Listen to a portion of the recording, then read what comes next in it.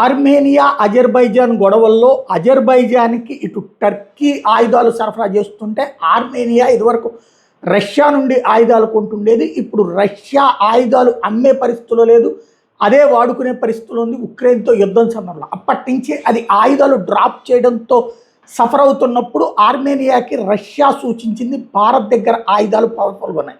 అప్పటి నుంచి మన దగ్గర ఆర్మేనియా కొంటానే ఉంది. ఎయిర్ డిఫెన్స్ సిస్టమ్స్ ఇప్పుడు మనల్ని అడుగుతుంది. ఆకాష్ NG, ఆకాష్ 15 ఇప్పటికే మనం ఇచ్చాం. అవి సర్వీసెస్ పర్ఫెక్ట్గా పనిచేసినాయి. దీంతో $720 మిలియన్ 15 సిస్టమ్స్ ఆకాష్ 15కి సంబంధించి 2024లో కుదిరినటువంటి ఒప్పందం జూలై 2025 నాటికి పూర్తి కావాలి. అవి అయిపోయిన తర్వాత ఇప్పుడు ఆకాష్ NGకి సంబంధించి AESA రాడార్ ఏదైతే తాజాగా మరింత స్ట్రాంగ్ వచ్చినటువంటి నేపథ్యంలో అవి కూడా కావాలంటుంది. ఓవరాల్గా ఆర్మేనియా అయితే పూర్తిగా భారత ఆయుధాల మీద ఆధారపడి అజర్బైజాన్తో యుద్ధం చేస్తుంది.